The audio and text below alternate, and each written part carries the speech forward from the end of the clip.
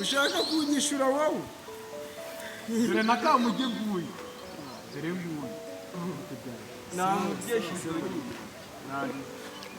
uyu mutipe nyine yari ari kwiyemera ngo azi imitego y'abashimwe nareke mwereka iteka afite ubwoba ese unama kapenuye Joshua ibintu wari ukoze ni ibiki? aya muhira Ndashaka kumenya ibintu wari ukoze ni ibiki? Nimbaruko Kigali cya SCHOOL. Bayo tugenda. ikigoni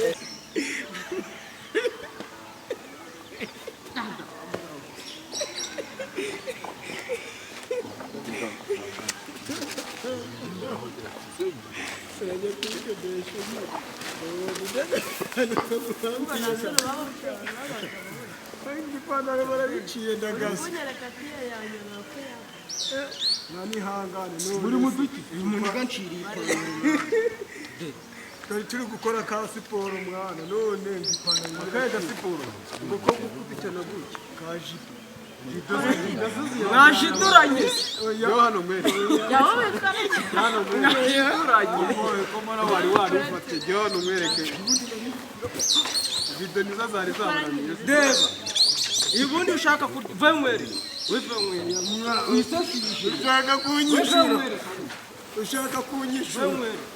ushaka kunyishura mwe uyu si mukuru wewe mukuru muri kuvemwere ese wewe wako mara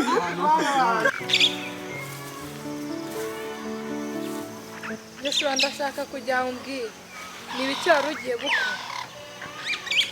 Sheri ubwije ko rugo narebaga hari Gael ari imbere yanjye arimo yishimye numvaga nahita mumena umutwe ako kanya ubwongo bakabutoragura. Sheri wapi?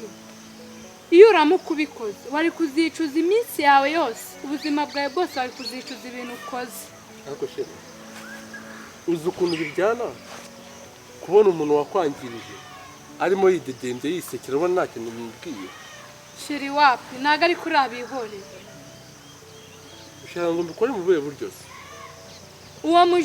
Uwo mujinya ufite wagutera ibintu byatuma wicuza ubuzima bwawe bwose.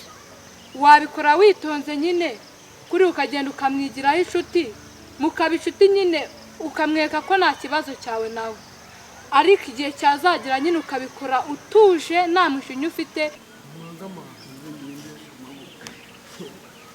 turusha sha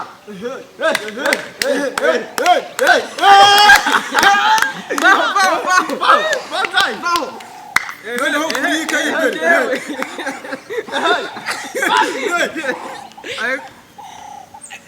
Ngenda nagandisha mana. hano rafika sha mwese mukora do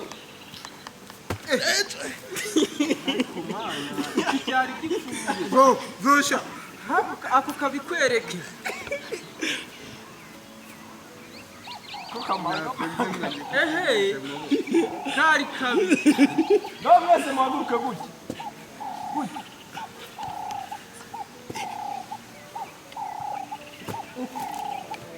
muze mbere mumfata mbere kumujye muyanga genda garuka buya bino muze mbere genda garu nugukurura oya doze mumfata genda maguru fata hano naga genda garuka naga genda garuka cyangwa haza ndahita fata inkoresho tugerure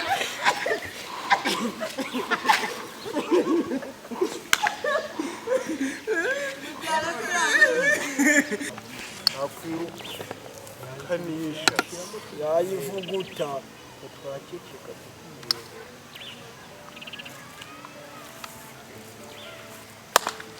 Gael, ndashaka kuvugana nawe. wavugiye aha nizihe mpamvu se zitumye ungi kanza babo nizihe mpamvu zitumye uza umbana mu bajyama nka bariya gushaka kuvugana nanjye wanyiriyeho ko byarangiye ko ndi gushaka kugira ngo nubake ubuzima bwanjye. Gael, ndashaka kumenya n'iki kijya mbere hagati yawe na Joshua na Pressure. Abantu suvuga se ko mbabona no mu kigo nge hari icyo mbaziho. Ndashaka kumenya ni igiki kijya mbere hagati yawe nawe bantu nkubwiye. Nanjye ntacyo nzi. Buri gihe Joshua umbaza ibye wajya ukayimubaza ahubwo ibyanjye nawe wajya ukayimubaza aho mwari mwicanye ntago nababonye ntago wamubajije se kutubona ni kimwe no kunsubiza ni ikindi si ibintu bitandukanye maramazi niyo mpamvu nshaka kumenya ikiri hagati yanyu. Rero nanjye jya undeka niyubakira ubuzima bwanjye. Iyo wubatse bikagwa uratangira ugatangira fondasiyo. Ko wahindutse iki cyane? Ntago nahindutse. Kandi njye mbibona. Ubibona wenyine? Byashoboka ko muri ikintu kiri hagati yanyu. Kubizi ko nkukunda, kubizi ko nkwitaho. Niki cyatumye uhinduka? Ko nta wundi mukobwa muri iki kigo kubera utari njye. Ko nta n'undi uzanabona. Kubera iki namubona? Njyewe njye no kubera. Ese nta nubwo ujya ubibona? Ndabizi ko ari njye no kubereye. Uriya munsi nsezera kuriya. Reka ibyo tubyihorere sheri. Sinjye no kubereye. Sinjye kubera njye nyine. Nzajya mbibona. Ngaho wowe na Joshua na Pressure bimeze iki kiri hagati yayo. Cyaba cyiza ko wazabimbaza umunsi utari uyu nguyu. Ya ikiza no ko wabimbwira. Tumeze neza twishimye kandi reka byari twaraga dutungana ubu nabiriho nyine nshaka kumenya. Sheri mbwira nguteze amatwi. Cyane na Joshua ni ibintu birebire. Utambwira? Sinzi niba nabikubwira ngo wenda ngo ubyumve. Ariko ibyanya na Joshua ni birebire. Ikindi cyo gihe cyo kugira ngo bimbwire. Kubera iki se ari cyo gihe? Icyo gihe mbishakamo. Kuko ndabona ibintu biri kuba nanjye ubwanjye ntazi byari byo. Sheri si Oya nibyo njye nakubwiraga. Kubona umuntu wankora amahano nk'arayidedembe. Njye ni ibintu bindya cyane. Ine. Ujyanye na Joshua. Yayikoresha wawe. Ubu ni Joshua. Kandi wamuzanye niwe wamuzanye muri iki kigo. Kuko papa wanjye na papa we baravukana. Nese ibyo bihuriye he n'ibintu ndi kubona nyine ngiye ko ntazi neza. Ariko ise yaragiye mama. Ise yitabye Imana. Ese niyo mpamvu mbona muri iyi minsi bitameze neza wowe nawe ngaho utuntu twa hato na hato tuducenga njye ntago mbisobanukiwe. Nanjye ntabwo nzi impamvu. Ariko impamvu nuko ise yitabye Imana nicyo nzi gusa. Ese kuba yarapfuye niyo byatuma muri kwitwara gutya. Gusa nanjye akiza mu iki kigo bwa mbere ntabwo nigeze numva nishimye. Kubera kitamwishimiye kandi noneho ahantu nigeze no kubabona mwicaye. Oya ibyo nta kibazo nuko nashaka kumenya ibyabo gusa nta bindi.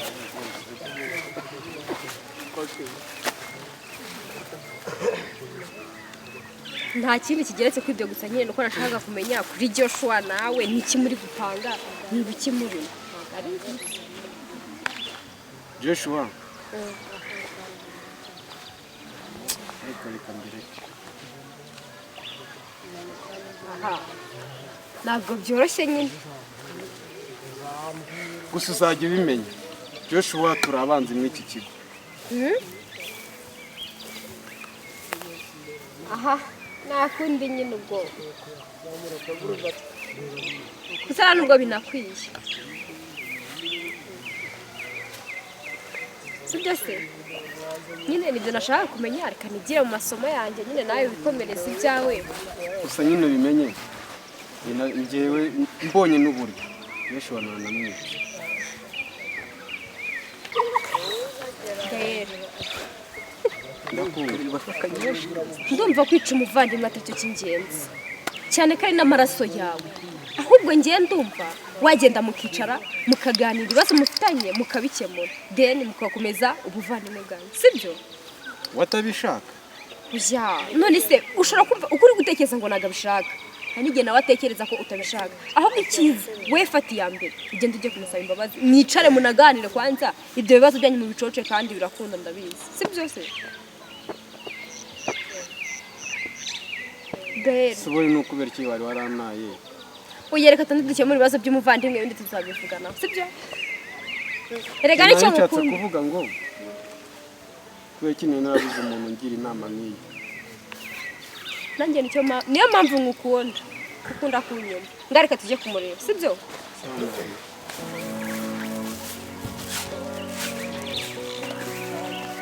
uriya numvaga nahita musatura n'ubwonko ako kanya Joshua